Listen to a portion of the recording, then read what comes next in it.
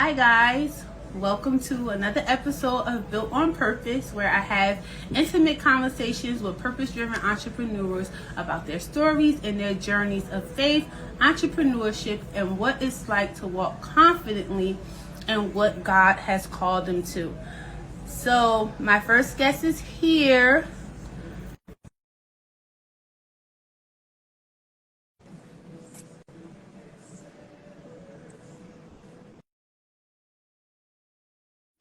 Okay. All right, there we go. Yes. Okay, All get my right. filter back. Okay. There we go. So, hi guys, this is Tiffany. Me and Tiffany grew up together, so I know Tiffany for a very, very, very long time. Long time.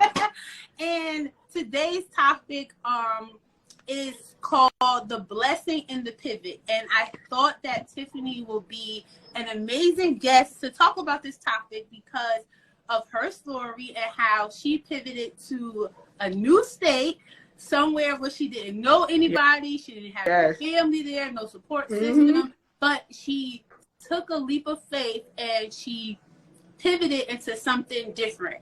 And I cannot wait for her to share her story with you guys. So if you guys have questions as we have this conversation, you can put them in the chat or in the question box, the blessing. And I am going to pin our topic at the bottom. And we just want to dive in. So, sis, thank you for accepting my invitation to do this with me. And I cannot wait to hear your story. So I want you to introduce yourself to the community, and then I'm going to kind of go a little bit into our scripture, which is based around our topic, and then we just want to have like a conversation. Okay. Now, first thing, excuse me, because my phone audio literally a couple days ago just got wacky. So I was trying to connect you to my Bluetooth so I could hear you a little louder in my shop.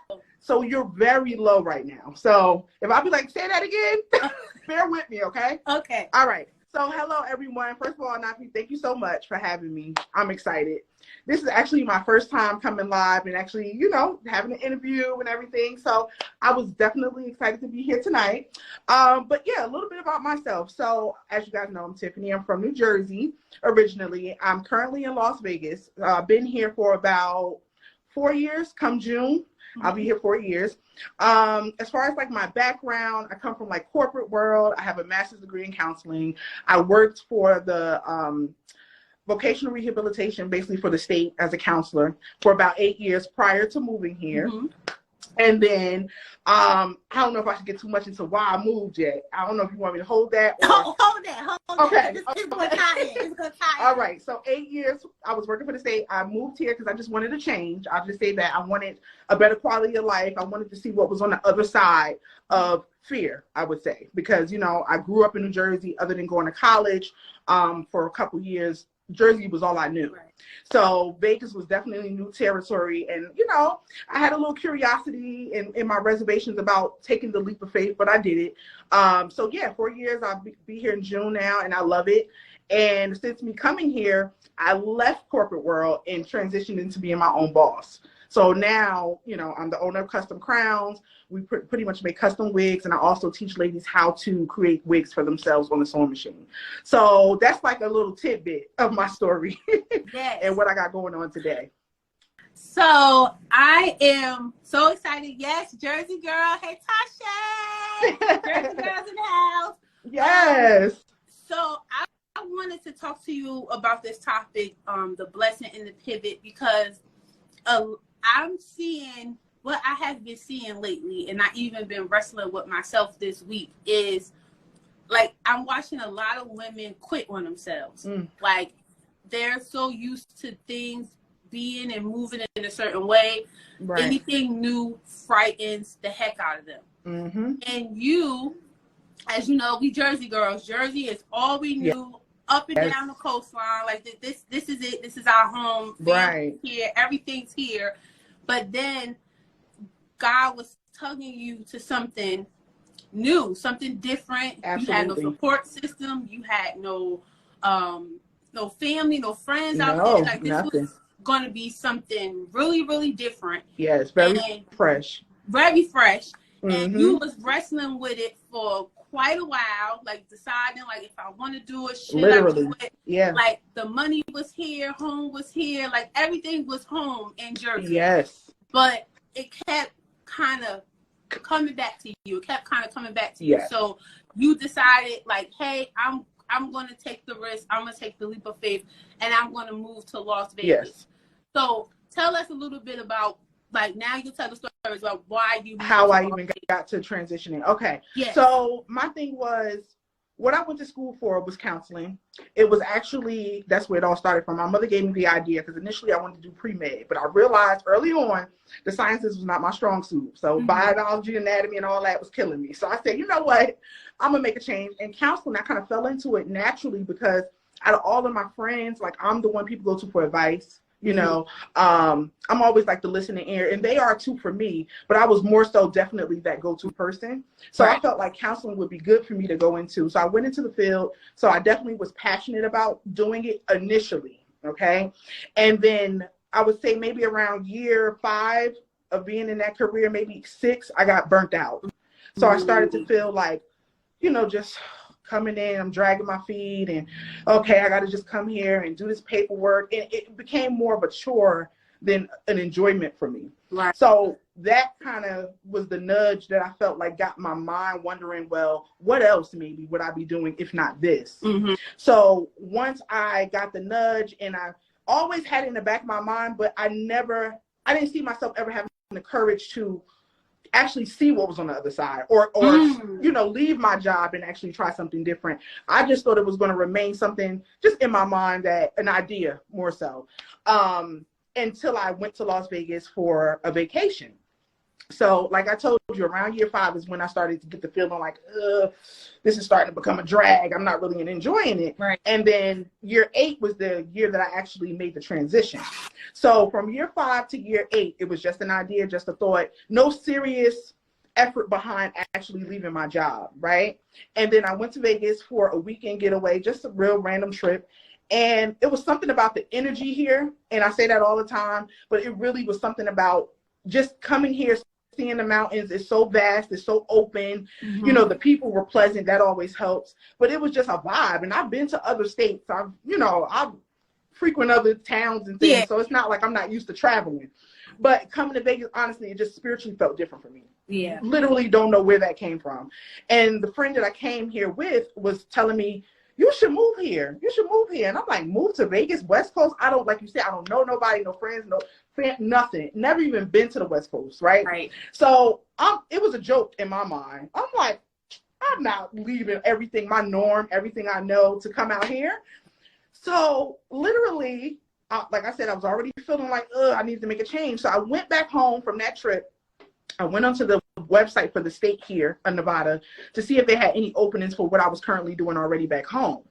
Surprisingly, they did have an opening, and literally just for giggles and jokes, I applied for the job. No seriousness still behind me applying for the job, but I did it, right? So silly. So it got real for me when they called me. And they was like, we want to interview you. And I'm like, what?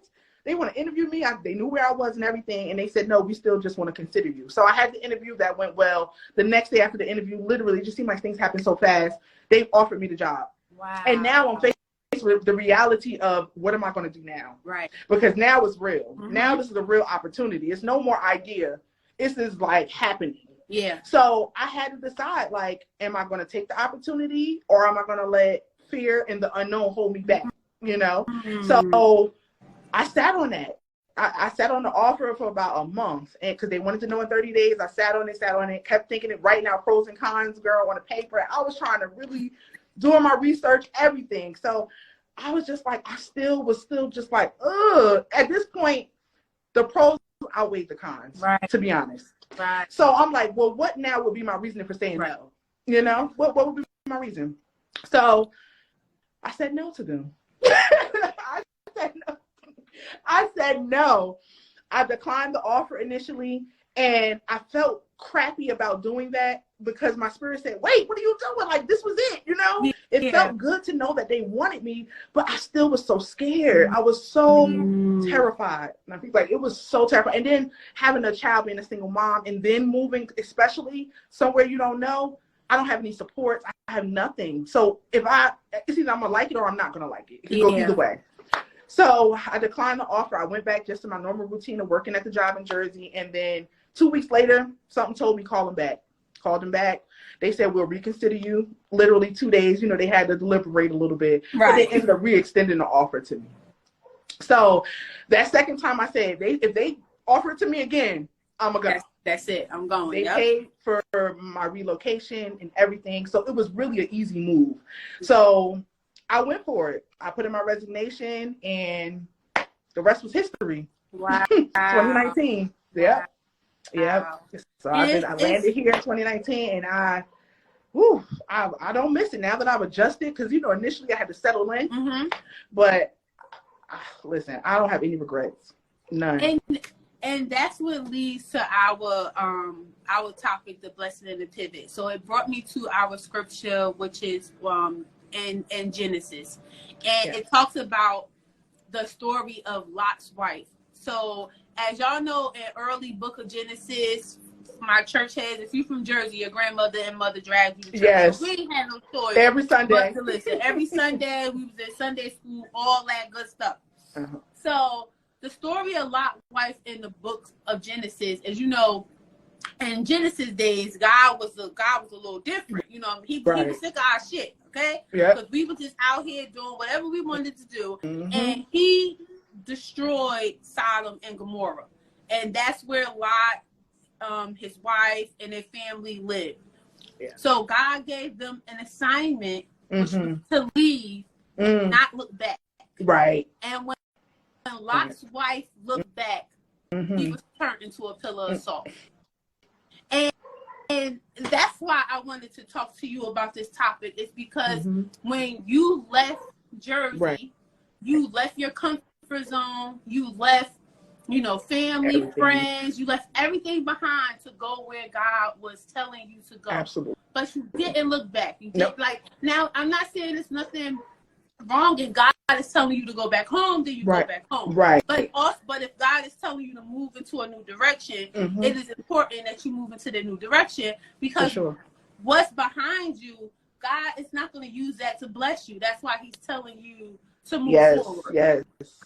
So I love that you took that transition to Vegas, something completely different and new, and you started working, but then you actually pivot into becoming a full-time entrepreneur. So how did that happen? Because you didn't go back to, like, you leaving Jersey to go to Vegas literally opened your eyes to so much stuff. Yes. So let me expand on that. So as far as the hair thing, I want to talk about that interest and where that all came from. So even from a young age, I was the girl that was doing like the flat twist in 7th grade, doing everybody hair, right? Cornrows, all that. So I always had an interest for hair. Wanted to initially go to cosmetology school after high school, but my mother discouraged me. She was like, you're going to go get a degree and you're going to get a good paying job with some benefits. We're not about to be in no salon, hot tools, trying to compete with the next beauty salon. So, you know, I always laugh at her now, like, look where I'm at. It all came full circle. Right. But, she's, girl, discouraged me straight up in 12th grade, like, no, ma'am, college. So college was, that was the focus for me. But when I was at that job, I got back into hair because I started selling hair. Okay. I started with the bundles back in 2013, 14. Then I transitioned into making wigs with the hair and then lace and all of that. So it was a side hustle, started as, while I was still working that job. And I started noticing I was becoming more passionate about the hair than I was the job. Like literally calling out of work to do wigs. To make wigs. Like, girl. People thought I was crazy, and my coworker's still on here. I seen her name pop up. She remember. I'm like, I'm not coming in today. She's like, again? I'm like, yeah, girl, I got wigs to do. But I just started to feel more passionate and led to do that than what I was doing. And then I was questioning God, even like, Lord, like, is this a real thing that I should even tap into, or should I leave it as a side hustle? Like, should I go full time with this since I'm so passionate and invested into hair right now, or should I just let that be my little, extra change? But with me coming to Vegas and having the job to get me here, because the job is what made me move. If there was no job offer, I wouldn't come. So with the job offer, that got me here, okay? Because that gave me a sense of security, knowing that I had about to have a paycheck. You know what I'm saying? And then working the job for, I want to say 3 months, I just knew it wasn't going to work either here. I knew then that it wasn't necessarily my location. I just wasn't invested in this type of work anymore. Like I was just burnt out from it, had no interest, and I needed to do something more exciting, something that was going to energize me and just motivate me to get up every day. Because even here in the first 3 months, it was just like, so then it was a day after that 3 months, around that 3-month time, I just gave my resignation, and I cried. I cried right outside that same day I submitted my resignation because I didn't know what the heck I was doing. Wow. I'm like, I didn't came here, accepted the job, and 3 months later I'm quitting. Like, what is going on? Like, I had to rely on God to direct me because I did not know what to do at that point. Yeah. I just know it felt right to resign. And now I'm here in this new place. So now what are we going to do, Tiffany? Right. That's what I had to figure out. So the interest was still there. The hair thing was still there. And I said, you know what? They have salon suites out here. And Jersey, I don't remember seeing them as much then, but I think they do have them now. So salon suites was a new thing. And I'm like, oh, that's pretty cool. I could kind of rent my own workspace and have clients here and things like that. And I was thinking about actually going back to a job, but doing this in the interim, like just seeing what happens with this. Yeah. I said, well, if I go put my 100% into this, my passion, what's now my new passion, let's see what'll happen. Yeah. And literally that's all I needed to do. That was it. From me taking that first resigning, going into this 100%, everything just fell into place after that. Wow. Literally. Like, I'm still shocked at how well things just panned out for me since me making that major decision to leave my 9-to-5. Because anybody's just gonna feel nervous walking away from your bread and butter. You know what I'm saying? Especially when that's your main source, your only source.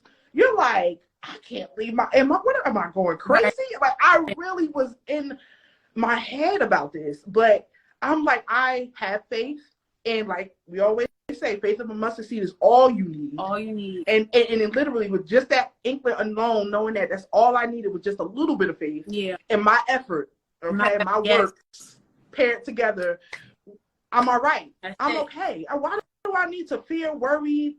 Don't. Just leave it in God's hands. Yes.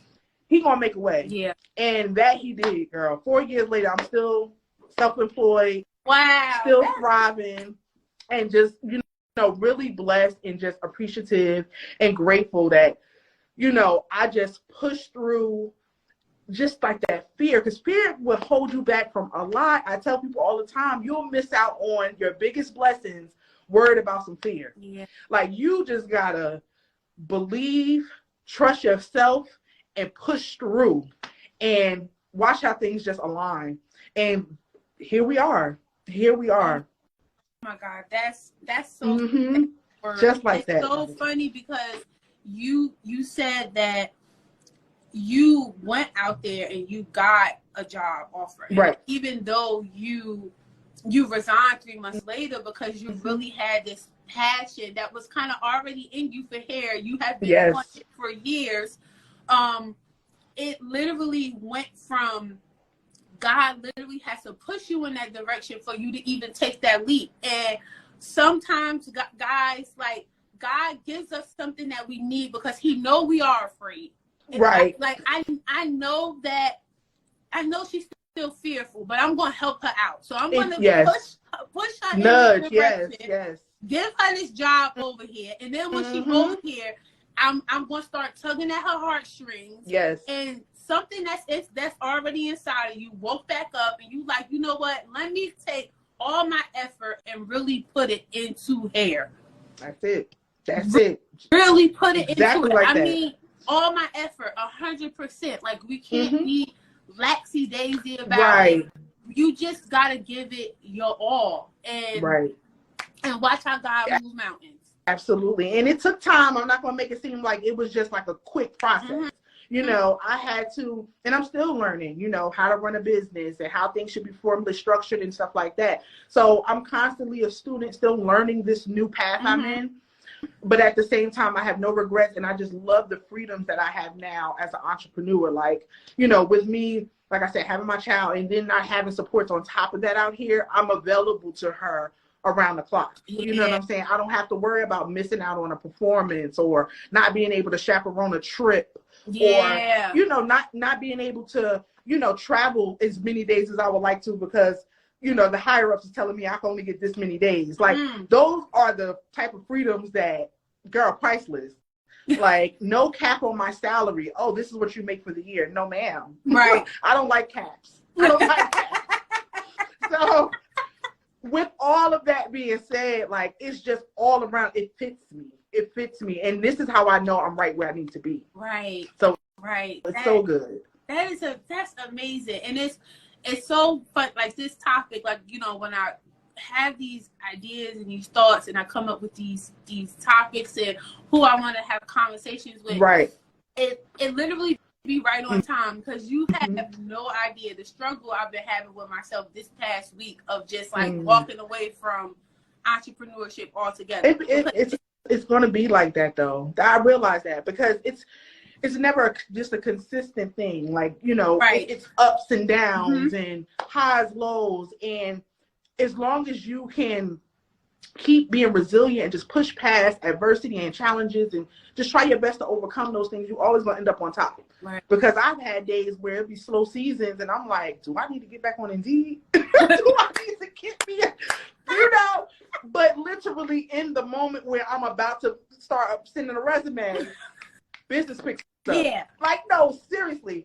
And, you know, I say, a lot of us have it in us, that hustler spirit, but I'm going to make a coin no matter what. Right. So either way it goes, I'm going to get the money that I need to provide for me and my child.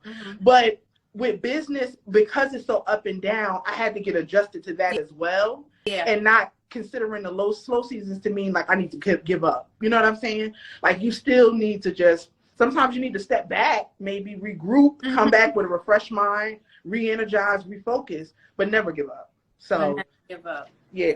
Wow. That's for you. Because I don't want you to get discouraged because you're amazing. Oh, thanks, sis.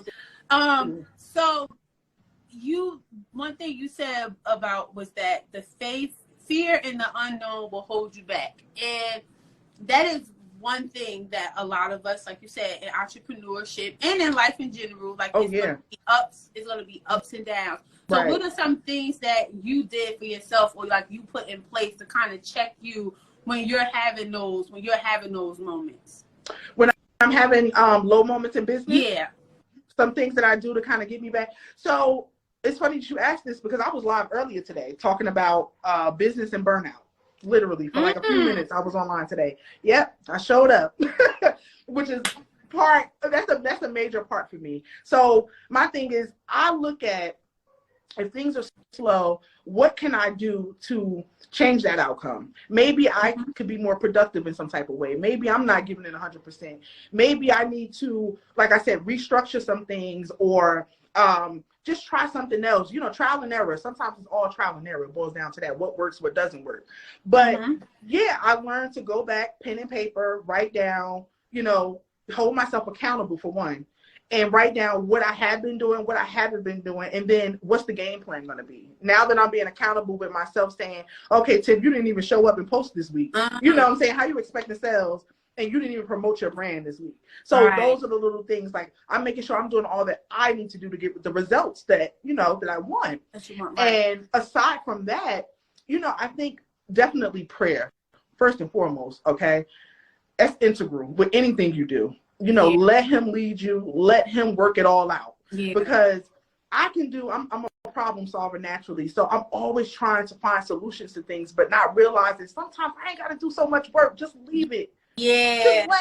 Just let him work. And let me sit back a little bit. So when I pray, that is what I mean. Like, I'm just putting all of my worries, my troubles, my doubts, you know, in his hands and letting him work it all out for me. And when I say he's been doing that, girl, master worker up there, because he has been taking care of me And listen, it be days, girl, weeks even, that I'm like, Dad, Tiff, another week you ain't really even show up for real. You didn't even do what you said you was going to do. You wrote this down. You said you was going to get this accomplished. But I'm still financially secure. Yeah. I still somehow, even if it's offline sales, I'm still attracting people to my business. They still find me. Mm-hmm. I'll be like, that ain't nothing but God, because I'm sometimes not even doing anything. Right. You're not even. You know what I'm saying? So what is that? What is it that's still bringing people to me, attracting them to my business? Even referrals. People could get referred, but that don't mean they're going to actually purchase from me. Right. Right. So even that in itself, I'll be appreciative of. And I'm just like, okay, now I know he got me, but I still need to do more. So with that being said, me talking about earlier, being burnt out, just getting out my head and just really creating a strict plan of measurable goals that I'm going to work towards and crushing them and executing them. That's really it. And just knowing if all else fails, you're not alone. You're not alone. Absolutely. And that's so good that you just said that, like having measurable goals. Yes. And then chunking it out. Like I just was talking to my therapist before me and you jumped on, and I'm a visionary, so I see like the big picture. Right. So I'm coming into like, you know, like I told you, like I'm coming into this new space. Like I want to help. I want to be a coach, and I want to help women build their businesses from scratch, like from the ground up. Right. I want to help them build the foundation, because I'm seeing a lot of people trying to take the easy way out or take all these shortcuts, and then they changing their business every 5 minutes because it's like it's not standing on nothing. So I want to help women stand on a firm foundation. I love That's that. what I wanted to like tap into. But it was so funny because I'm like, it's new space, it's new ground. What am I to get myself into? But I see like vision wise, I see what I want it to be. I see I want to be on stages. I want to write books. I want to have planners that like we talked about it. I want to do all these things that incorporates with that. But because I see the big picture, I'm chasing the big picture, but I'm missing all of the little steps in between. You got to celebrate the small victories, the small wins that's leading up to the big win. You can't overlook that. Right. Because a win is a win. A win is a win. Yes. Absolutely. Yes. Absolutely. That is so good. And I feel like it's even with this, like these conversations that I'm having with you amazing women, it's like I feel like it's not enough of it. Like people get to a certain point and it's like, okay, this is where I'm at now. Like everybody down here. Look at that. I'm up here now. Like absolutely. Like, I know what you mean. Yes. You see that a lot. You see it so much. And then it's like it's a world of people wanting to want more, and they want to go after their dreams and they want to chase it, but it's not a space for them to like rub on shoulders with other women. I feel like it's like so hard now. Like, how did you even like? Do you have like now that you're in Vegas? You said you've been there for 4 years now. Have you built like a community of people that you can kind of like lean on when you having those tough spaces? That's a good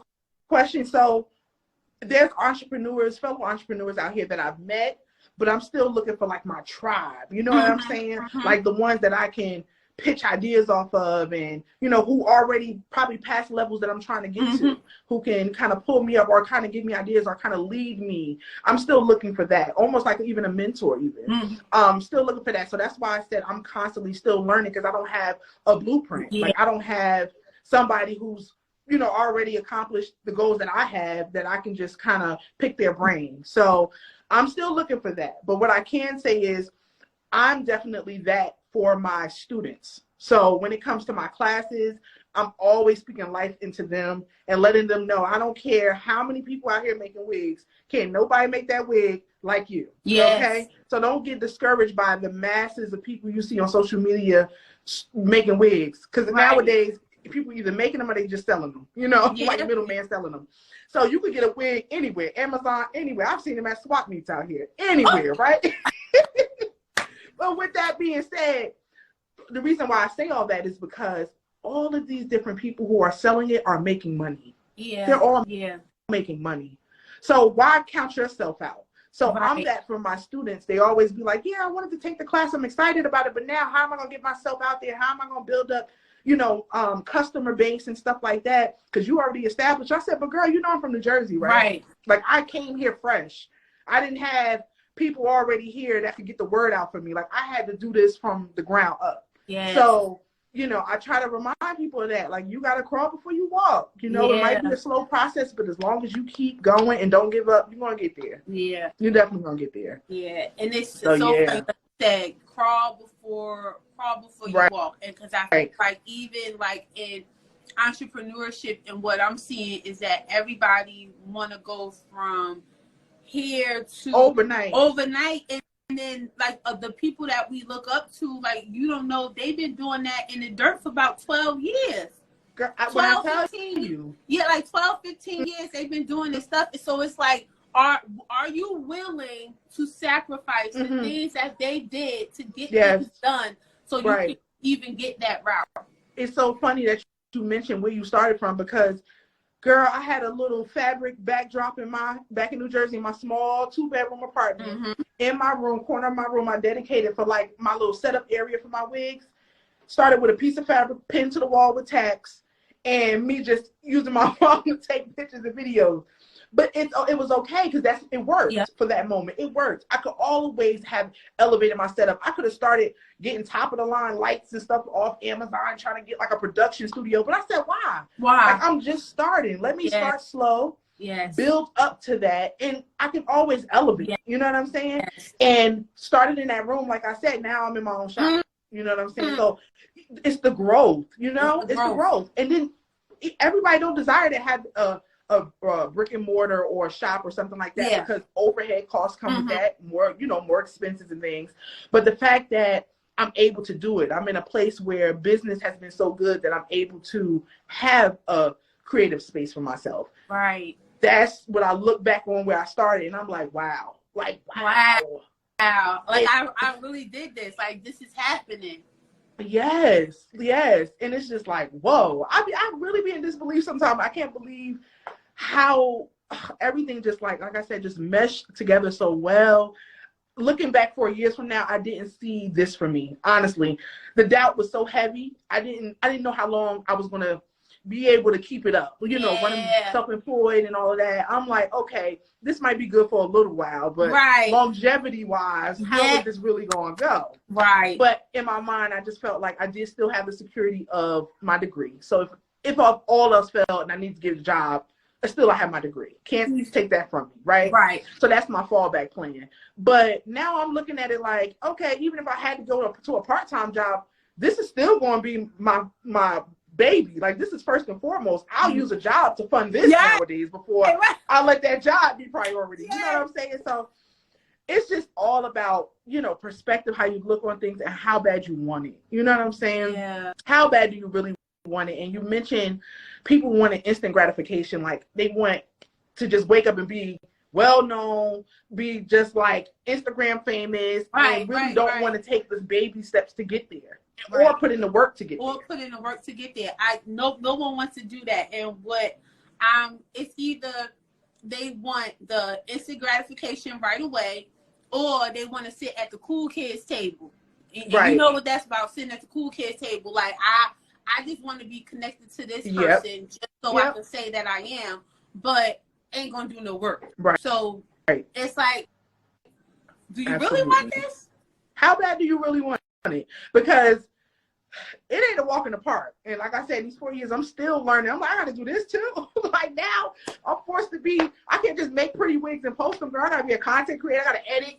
I got to, girl. You got to start. I wear multiple hats. Yes, you have to wear multiple hats. And I did my taxes last weekend, and I was going through my expenses, and I'm just going through my expensive things that I invested in, coaching, email marketing programs, softwares for ads, and all this stuff. All of it. And I do these checks every year, and then I'm like collectively thinking, like, over the years, I spent 3 times my salary already invested into my business. I've been an entrepreneur for 9 years. Wow. So I look at it like when I invest that money and I put it out there, I don't think like, why am I spending that? It's like, no, I'm doing this for me, for my brand, my business, so I can continue to help other women. But I'm seeing that a lot of people want to be in these positions, but they don't even want to invest $1 in it. But they'll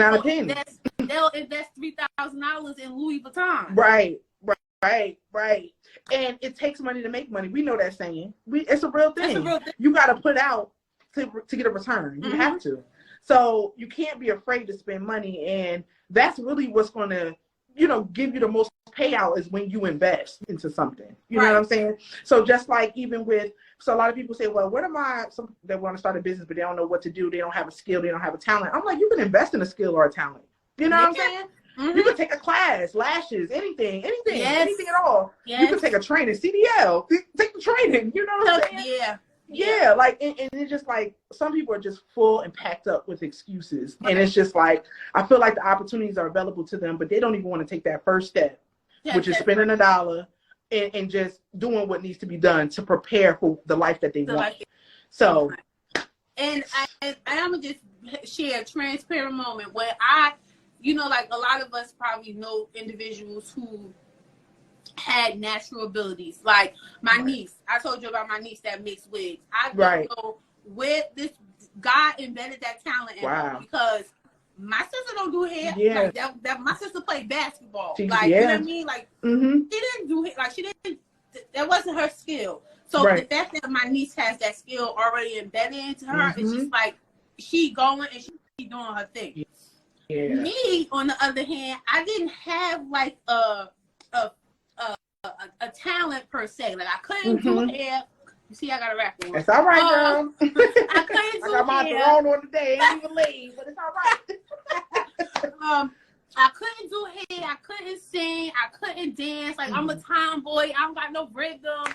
Like I'm not fashionable. Like I wear t-shirt and jeans every day. Like I didn't have like that thing like where it's like I woke up and I wanted to do this, so let me go chase it. Like I literally got to this phase of wanting to be a coach from years of experiences of me like trying gifts and figuring them out and seeing what I like and what I didn't like. Like when I started and just working in corporate, working in sales, working in retail, and just kind of finding my lane. And then as I look back over my life now, as we having this conversation, the whole common denominator of all that was service. Like I love helping people. I love serving. So it's like I can take my love for wanting to help people and I can turn that into a business. What that business is, sis over here filling it out, y'all. But it's all right. It was years of me going through all of these different processes and different seasons to even get to this point of clarity where it's like, this is what I love. I love serving. I love helping other people. I love pouring into people and encouraging people. I mean, I do it all day, every day. Friends, family, like this is me. So maybe this is the gift that God has given me. You know what I mean? And I'm trying to chase other things because it's popping right now or it's right now. And then as soon as I get my hand in it, I'm like, I don't want to do this shit. I tell people, don't follow trends. Don't follow trends. Like, don't base, what you want to do with yourself based on what's trending, what's popping. Because I feel like even with the hair thing, a lot of that is trendy. Most people just jumped into it for a quick buck. And I always say this. I'm like, there's a difference between an entrepreneur and a hustler. You could be an entrepreneur with a hustler spirit and a hustler ambition, but I feel like a hustler just is after a quick buck. They don't really care too much about brand reputation, even if they even have a brand. It's just about quick money, fast cash.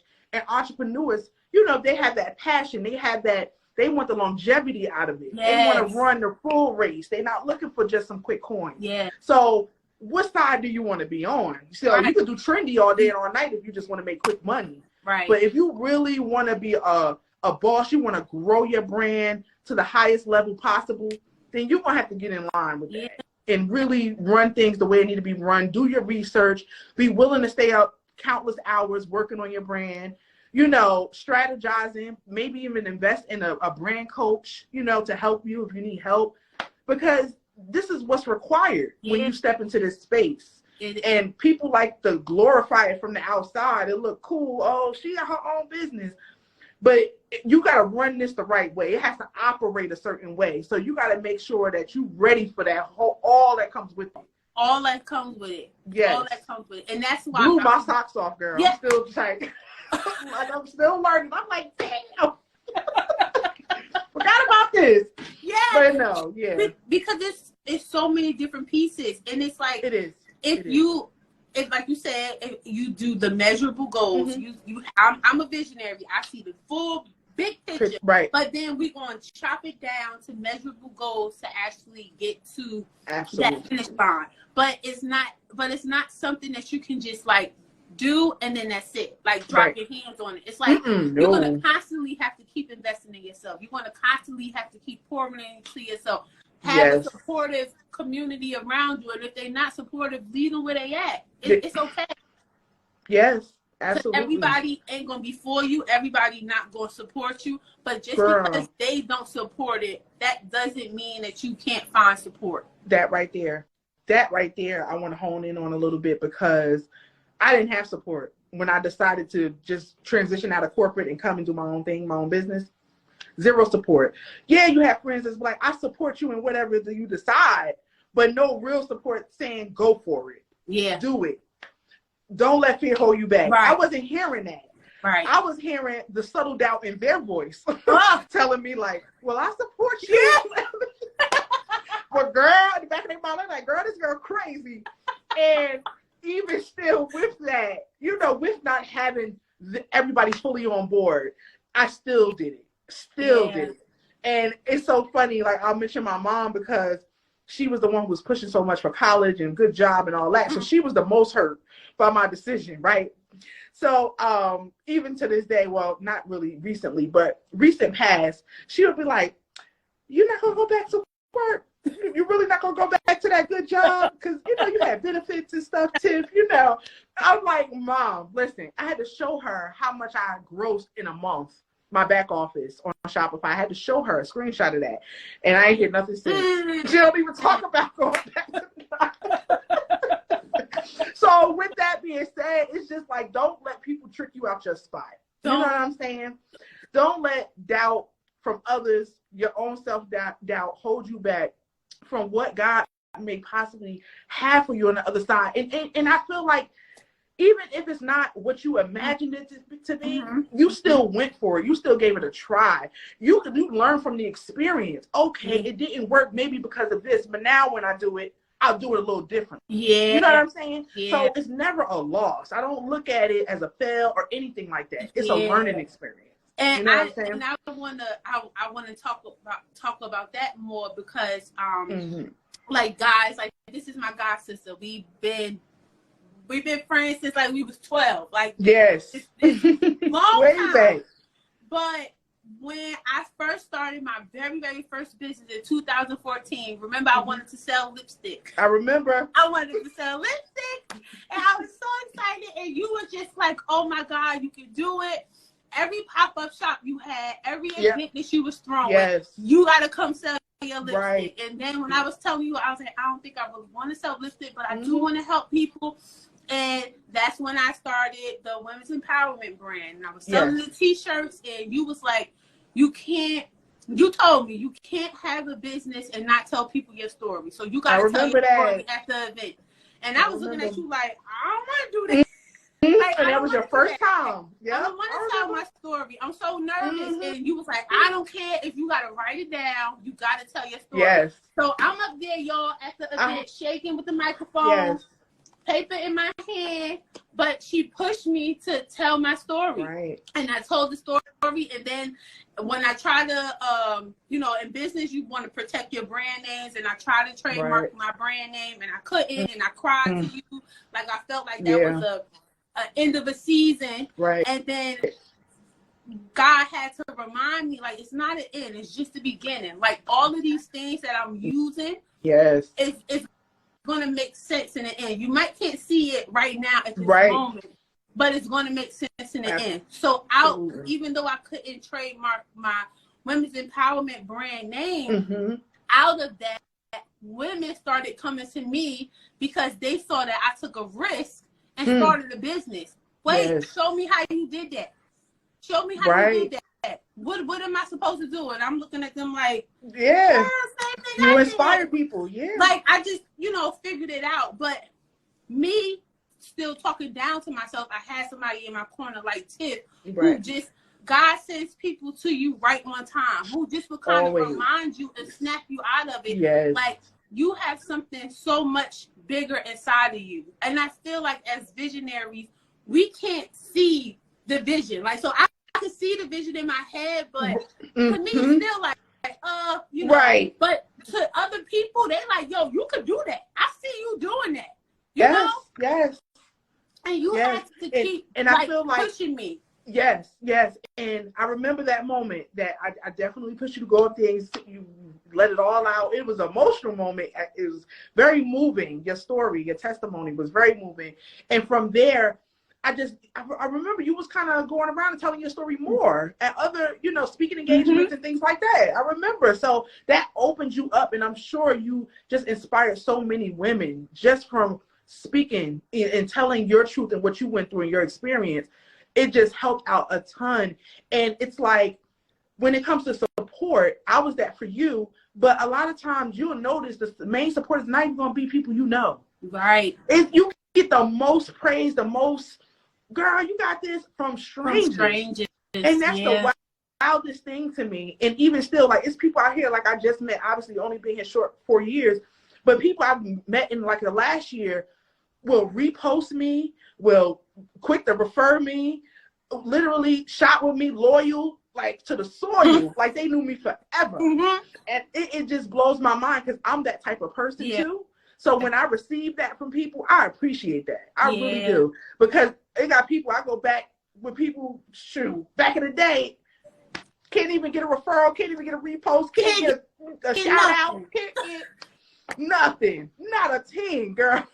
So with that being said, it's like don't let not having the people who you've known for a long time, the lack of them not cheering you on, make you get discouraged as well. Like, you still, if it's in your heart, if it's in your mind to do something, at least try it. At least try it, regardless of who's backing you up. Regardless, so that's amazing. That is awesome, and I look now at like my circle and all of them talking about they want to start a business. They ain't never used to talk like that. Never. I was looking at them like, you want to start a what? Like, since when? Oh, yeah. Oh, you gonna help me start a? Oh, I'm gonna help you. Now they're gonna put you to work. Look at that. But that goes to show, like, you are inspiring people. People are always watching you. No matter if they're telling you anything, no matter if they support you or not, they're watching you. And people see the growth. You know what I'm saying? And then people kind of want to rub elbows with you when they see you get to a certain position. You know what I'm saying? But no, you're going to have to pay for this. But no, I'm not a gatekeeper. Like, I don't withhold information. I share. It's like I have, like I told y'all, I invested 3 times my salary. A lot of money, so far, a lot of money in entrepreneurship. And I feel like if something I did along the way, I can just prevent somebody from even going down that road, why not share it? Like my first year of business, with the makeup company, I think I spent like $5,000 because I found like a great manufacturer and I did private labeling, so I tested out the product. It was really good, like matte quality. Like, it was good. But then when I went into the women's empowerment brand and I started selling the t-shirts, girl, my first year of business, I spent $20,000, and $10,000 of those dollars was on t-shirts. I was like, what am I doing? And then I had to sit back and like, okay, Nafi, let's figure this out. So I'm trying to find the perfect t-shirt, and I'm trying to the quality and the testing and the samples and the this and the that. I wish somebody would have gave me some hints and tools. You don't gotta spend them. You can start a t-shirt company with no money. Right, right. You can start a t-shirt company with no money. $0. I know it. I know it. $0. Yep, yep. But that experience, you learn from it, of course. But it's like sometimes when you don't have the blueprint, you don't have a path to follow or somebody that did it before you, you just kind of just doing things. Yeah. You know what I'm saying? Yeah. And you're not thinking twice about it because all you know is I want this so bad that I'm going to do whatever it takes to get it. Right. And if that means 10,000, 20,000, whatever it is, you're not even thinking about how much you're putting out. Not at all. You just know I need this for my brand. Yeah. So that's what led you. But now, of course, looking back on it, you're like, I didn't even have to put that much out. Right. But at the end of the day, it just shows your dedication and it shows how bad you wanted it. Because like we said earlier, people don't even want to spend $100 these days on learning something like for like an ebook or a webinar, like ticket. They don't even want to spend that, but they supposedly they want the success of being an entrepreneur. Right. Make it make sense. Like, yeah, and it doesn't. This is, oh my God, this is so good. Hi ladies. Hey, I've been trying to keep up, but I'm looking at you.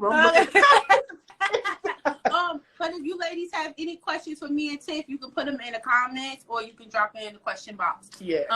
But that is so good, sis. But how are you, like, okay, so since you transition now, you have like the salon space, like where do you see like yourself going with your business? Do you want to go back to the teaching or like what's your plan? Good question. So I had a 5-year plan, but clearly I only got 1 more year left to make it happen. So it's probably not going to happen in 5 years. So I say in another 5 years.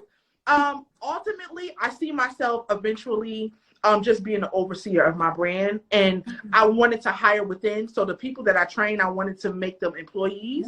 So almost like a training to work like type of program, almost, if you will, where they can get the on-hand training and then work for me if they wanted to work for me. They might want to do their own thing. So the goal for me is to eventually not be the worker. So I want to step back from that and just oversee the business and have my former students be the wig makers. And then with that, I'm also trying to tap more into medical wigs. So I took a training for that 2 years ago. And hear me, I'm telling on myself again, procrastination always gets the best of me sometimes. But I took the training 2 years ago, and I could have already been like kind of operating with insurance companies for medical wigs, but I just have to finish that process. But definitely by the 5-year mark, I'll have all that set up, and I'll be having a almost like a line, if you will, of wigs dedicated to those who are suffering from hair loss or maybe going through like chemo or have a hair condition, alopecia, whatever it may be. Because what I did notice is that I have a specific clientele who do have these hair conditions. And I lost 2 of my recent clients in the last year due to cancer. So it was heartbreaking. Like I literally bawled my eyes out because we would talk about how chemo is going, and every time I would see them, and they're like, oh, they always leave with a smile because they come in and they're like, girl, I want to get my confidence back, and put that wig on and they light up. So I definitely want to continue to serve those people. So my goal is to step back, not be the worker, but also have something in place catering to those medical wigs, medical clients. That's so awesome. Well, you're not be a customer because I got alopecia. So. That's all right, girl. I got you. Insurance will cover it. Look, insurance will cover it. And that's so good because that's like you said, that's I don't want to say untapped because it's people in it, but a lot of people don't don't highlight it or don't talk about it as much because it's still kind of sensitive. It's a sensitive area for some people. It's a sensitive topic. But that's amazing that you're taking something that you love, your passion, and in a way you can still give back. You can still give to someone. Exactly. Just like you said about, it's called a transferable skill. That's what we call it. When you were using a certain skill in one capacity and you can use that same skill in a different space, transferable. So just like you were, doing customer service in retail, but now you're assisting people in different ways. You're still providing customer service. Yeah. So with me, it was the same thing. I loved helping people. I'm just doing it now in a different capacity. And I'm doing it in a space where I also enjoy it, you know, versus just being for the other person's benefit, the client's benefit. Now it's a mutual benefit. You know, I'm enjoying what I'm doing and you're loving the outcome. So it's a win-win. So yeah, for sure. Like, I love it, but that is the plan that I have. I'm sticking with it all the way, no matter what. I'm riding this wave out. Riding it out. Oh, Tanisha said, your story touched me tonight in so many areas of being an entrepreneur and still working 9 to 5. Oh, can I speak on that? Yes, go. Okay, because I'm always talking about, people ask me a lot about transitioning. Like, how do you know it's time? Like, how did you do it? And I explained my story, how I did it, but everybody's process is going to be different. Everybody not going to have a job offer to get them somewhere and, you know, new territory, not going to be relocating and stuff like that.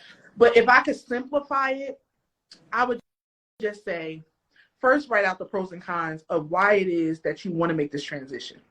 What is attracting you to the world of entrepreneurship? What's the real reason?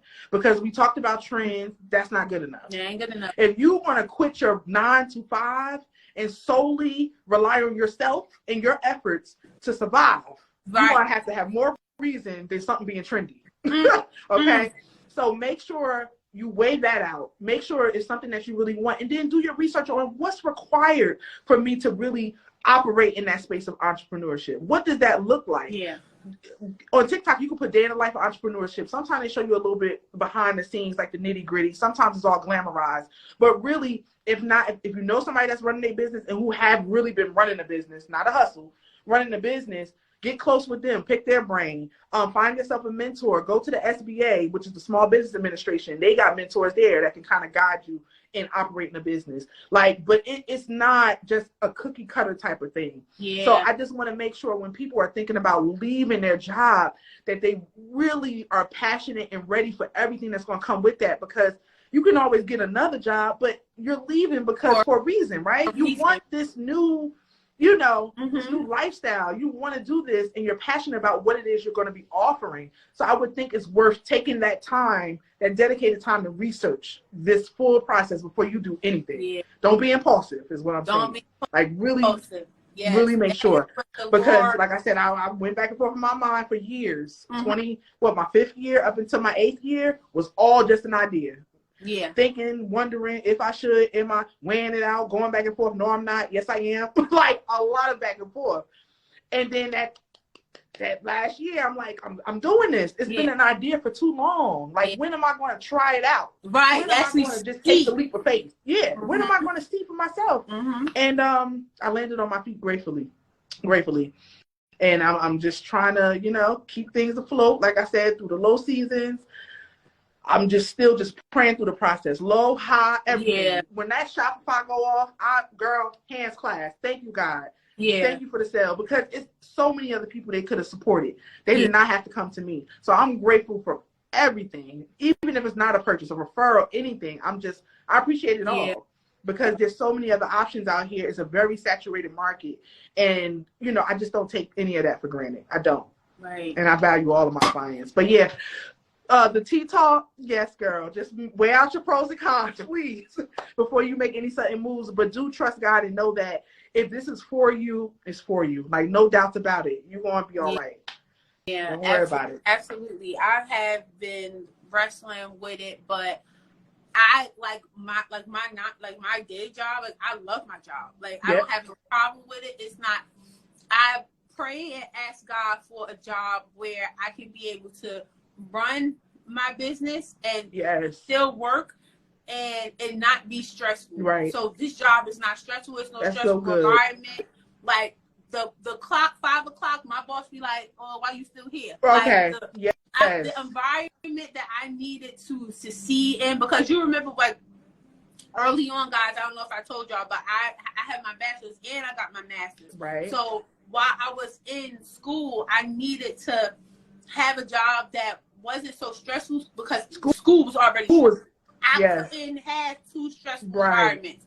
So once I graduated with my master's, it's like my initial plan was, I'm going to be a full-time entrepreneur and do this thing 100%. Right. But that just wasn't my story. But I'm still able to give my business 100%, and then I have the job where I can do as well. That's and great. And like Tiff said earlier, my job funds the business. Yeah, right. But listen, funds the I dream. commend you. I commend you because I feel like that's the hardest place to be in. I mean, when you're you're doing both, like, whoa. Girl, like, even though it's a lax job, that's still you still gotta be very disciplined. Yeah. Even more disciplined with your time when you got a job and you're still trying to operate and grow your baby, which is your brand. Yeah. So I feel like, whoa, like that's even more pressure than just being an entrepreneur or working the job. Girl, you should see me. I be at work, podcast in one ear, taking notes. Then my boss, I'm like, huh? I'll be like, oh. I'll be like, 1 second, and I'll press pause. What you say? Oh my gosh. Then I gotta answer a question, and I'm right back to it. Like I be getting my best ideas at work. It be so nerve-wracking because when I get it, I want to jump straight on a computer and execute. And you like, wait, I gotta wait till after work hours. Girl, bringing the sticky pads home, like, he said, okay. Yeah, listen, whatever works, girl. I used to be making flyers on the computer at the job, girl, for hair flyers for my pop-up shops, girl. Printing it out with their ink, girl. I'm like, they gonna get me. I gotta stop. I gotta make a decision because they gonna be on my heels. I'm using their daggone products in here, girl. But listen, hey, I'm glad of where I'm at because this is for me. And I don't know if you remember, because I'm gonna wrap it up. But I don't know if you remember. When I was like 12, 13, in the summertime, I used to go to these programs. My mother had me, like, I never just had a summer to myself. She always had me in some type of educational-based program, which I don't. Yeah. We was in the Delta program. Yeah, but then remember, I don't know. It was programs that was running in the summer at UMD&J and Rutgers for, it was like a pre-college program. Yes, I remember. I didn't do it, but I do remember because she told me about it too, but I was in PAC. Yes. But yes. Right. So in those programs is where I first got exposed to entrepreneurship because they had an elective. It was called entrepreneurship. So they taught you how to do a business plan. They was talking about like investors, how to get investors and stuff like that. So that was my first kind of like introduction to entrepreneurship. And then I started making like pins with like wrapping pins with green tape and putting a little fake flower on the top. I was selling them in school in like 7th grade. Girl, I was making my coins back then. I told you, doing some hair and stuff on the side. But it was like, I kind of feel like that entrepreneurs was kind of like embedded in me at an early age. So being at that job just didn't sit well with me. I'm like, retirement is what, 67, 65 years old? 65. I'm like, and then I can enjoy life after that age? I don't like that. I don't like that. Girl, that was it for me. I'm like, I want to enjoy the fruits of my labor now. I don't want to wait till I'm 65, 67 to be free. Like, no, it just felt like, it just didn't make sense to me how everything is structured. And that's the world of work. You know, I'm not knocking it. But for me, it just didn't, I just couldn't foresee that for me. And coming to this job every day for the next 30 years. And I totally agree because I have like a similar experience. So, I mean, I don't know how old some of y'all are on here watching with us, but I was exposed to entrepreneurship young too. I used to make my friends' MySpace pages and sell bus tickets. Oh, so the bus tickets, yes. The little pink bus tickets, I remember that. The pink bus tickets. So we got bus tickets in school because we lived in certain distance or whatever. Zones, certain zones or whatever. Right. And my brother, him and his friends used to walk. So I used to walk every morning. I would ask my brother for money. Can I have some money? Can I have some money? And he's like, you gonna work. Here, sell these bus tickets. And I'm like, what am I doing with this? He like, yo, this is how you do it. This is how much the bus costs. Right. So you try and make a profit. Sell it for this. You got to do the 2 for whatever. Right. And then everybody was on MySpace. So I'm computer savvy. You know, I taught myself coding and all that stuff. So my friends saw my page and they was like, oh, I want a page. And my brother was like, charge them. So I used to charge them like $10 for a page. Girl, I would have got me one if I knew you was doing it.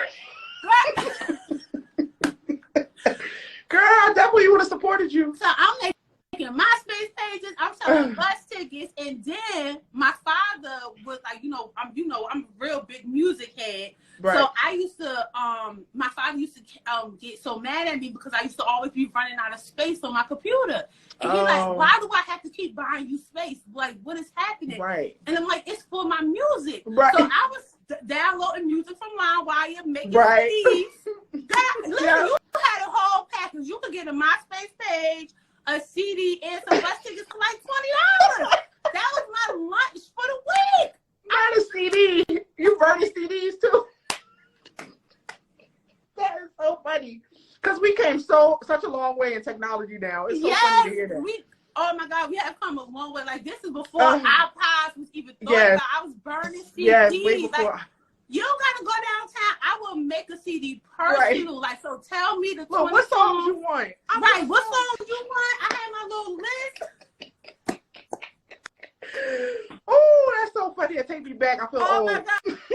So my father used to take me every Sunday. He used to take me to Best Buy. I used to buy my supplies. So I had to pay him because he was fronting me the money. And then, girl.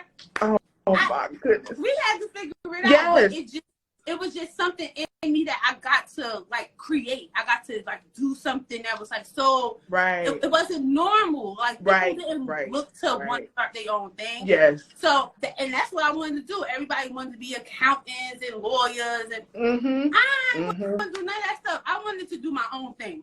That's the own thing. Yeah. Yep. Same with me, girl. I just didn't. I don't know. It just wasn't for me, man. And I didn't foresee this when I was in college, working hard, studying late nights. I didn't foresee me giving up on what I'm working towards. The career that I spent 8 years studying for. I didn't see this for me. I didn't. I thought I was just going to stay in there until it was time for me to retire. And who knows after that. But again, God had another plan. So it's just like, wow, how everything just came full circle. My true interest that I had from day one, discouraged from that, and ended up right back in that field. It always comes back. And as much as I empower people and want to help them, like it came right back. Yeah, right. Because I feel like you can't escape your true passion, your true purpose. You can't. It's always, even if you don't actively pursue it, it's always going to be in here. It's always going to be there until you decide to tap in. You're going to see it show up more. Like, you're going to feel like everybody around you is doing it to, like, some capacity. Right. And when I was doing, like, market research for, like, coaching, I wanted to see, like, what people are offering and how they showing up and what type of transformations are they're promising or whatever the case may be like that. And a lot of these people ain't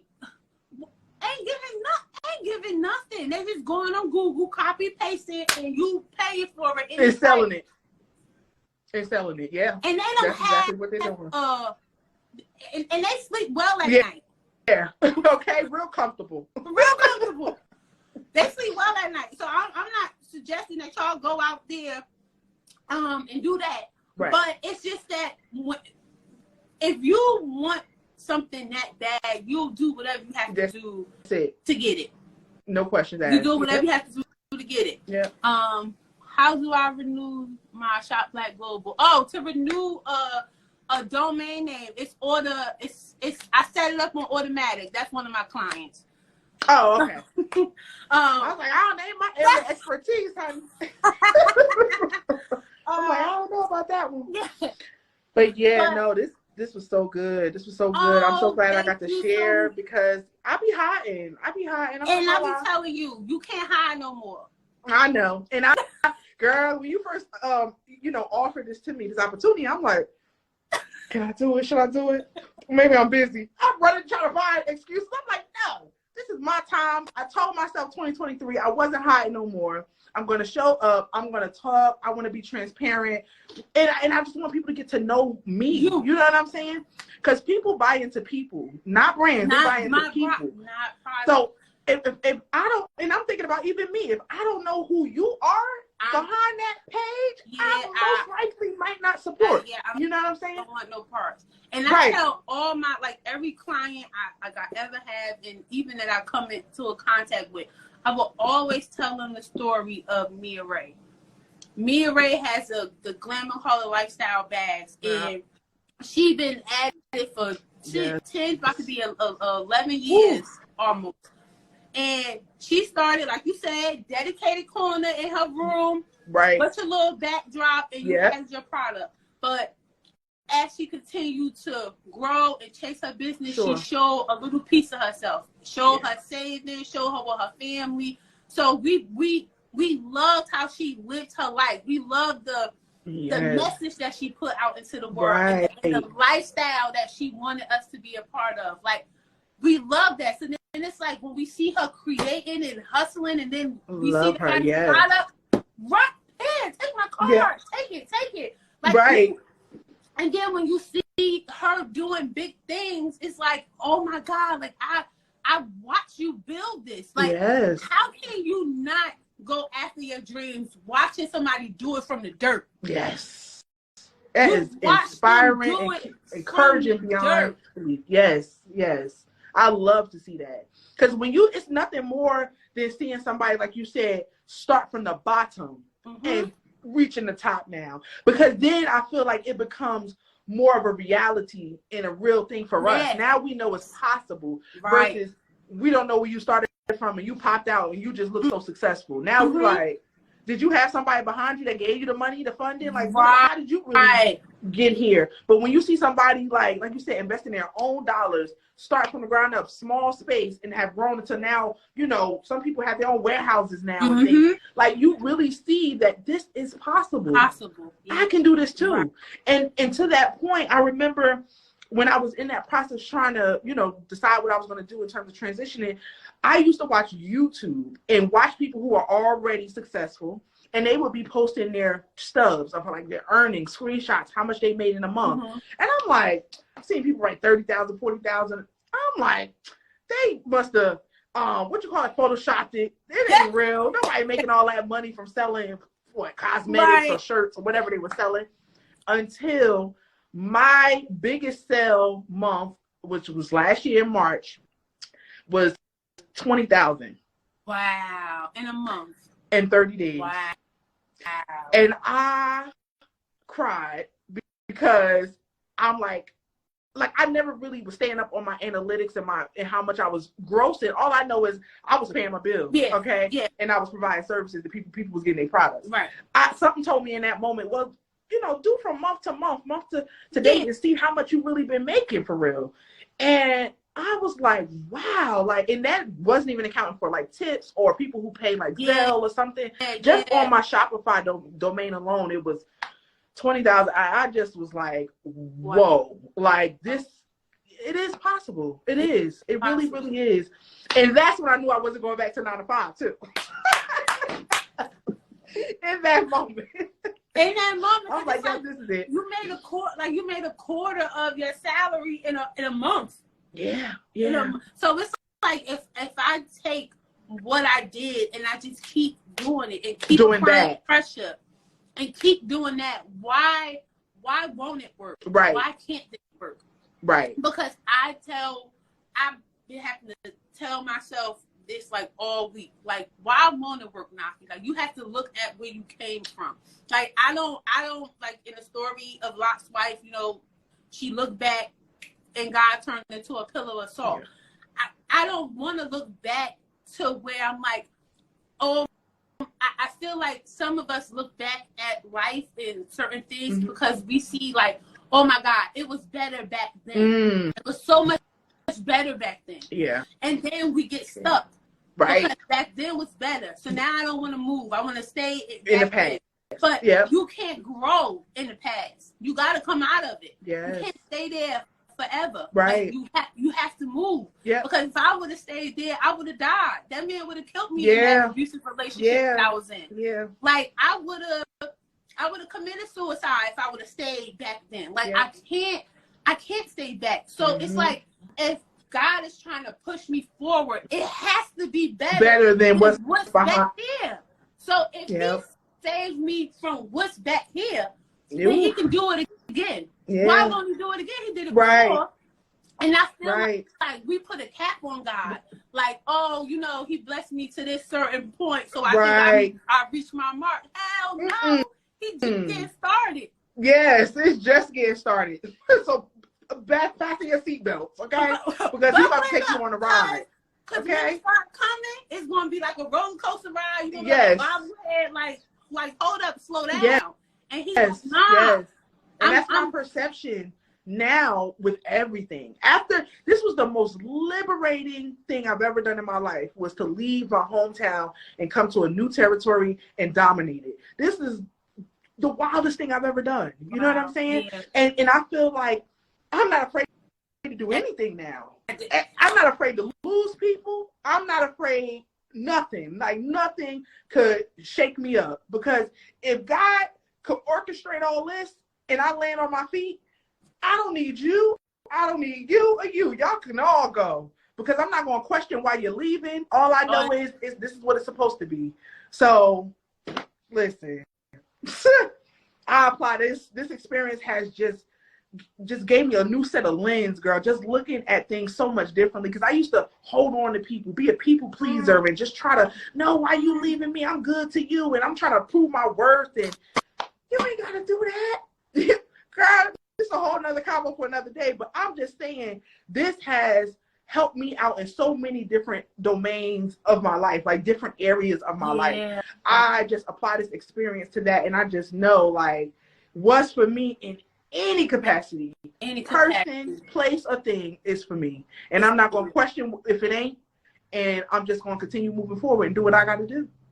Wow. That's it. That is it. Gosh, sis. That was... And so I think good. I know it's so good. I felt chills. And I got chills right now. On that note, we can wrap it up. Like, you have no idea how much you have inspired me on my journey. Oh, like, and thank you. You as well, girl. Because like I said, every time I open my social media, girl, I see your face. You be up there with a flyer, an inspirational quote. I'm like, let me post today. Let me get my book. So you do it for me too. Little do you know. Like, seriously, I love seeing y'all show up.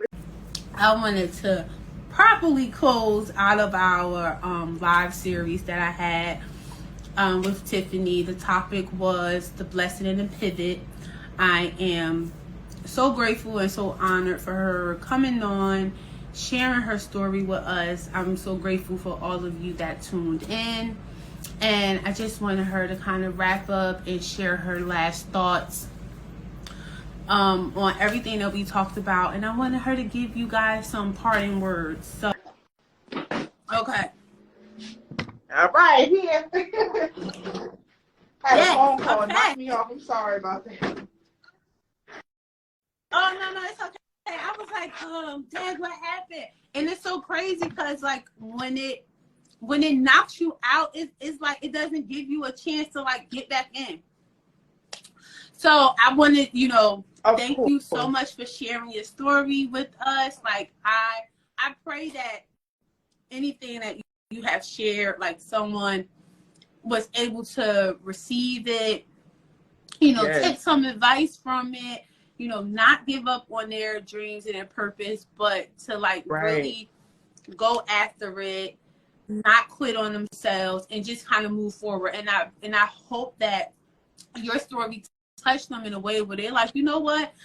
It is some big shifts and some major changes that are happening in my life, but something good will come out of this and is going to come out of it. So I wanted you to kind of close out with any parting words or last minute advice that you may have for people that are ready to start a business or already in business and they're like at this season where they want to pivot or may need to pivot.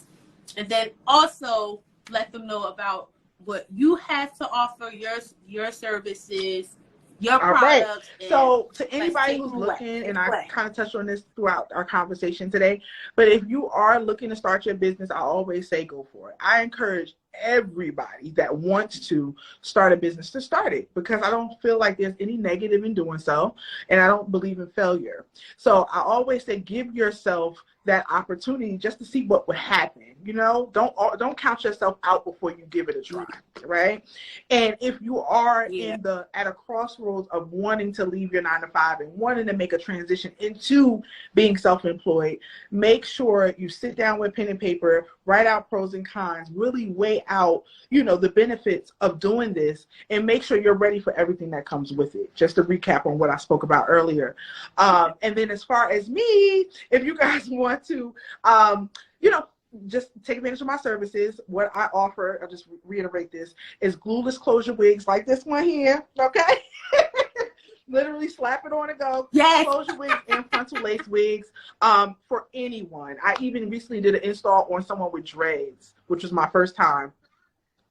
I saw that. That was right. Like it was no lumps. It was no bumps. It was like flat. Yes, like, yes. It took a little while. It was a special technique, but we got it. We got it together. So I say wigs are for everybody. So yeah, if you were interested in purchasing a wig, you can either contact me via DM, or you can click the link in my bio. It'll lead you to my website. And also, I teach classes, so you can either come to Vegas for a one-on-one with me, or we can do it virtually. So it doesn't matter if you're local or you're not. You can still learn a skill if you like. So yes. Yes. Thank you so much, sis, for coming in and pouring into us. I pray, I guys, thank you for letting me use your platform and just touch you. I appreciate it. Oh, no problem. Girl, you already know. And the bigger you get, girl, you're going to be right there with me. So, girl, we're going to revisit this. We're going to have another conversation in like so a couple crazy. years and be like, girl, remember we was talking? Yeah, remember that? Right. And it's so crazy because, like, remember when I didn't like to speak in front of people or to other people I didn't know? And now you can't shut me up. Like, I'm the counselor here. I'm put scoop of counseling. You talking. But you know what? Just what you said earlier, I think it kind of opened you up when you first shared your testimony that time. I think it all started there. Yeah. Because you were nervous then, but after that, you kind of just it took off with it. Yeah.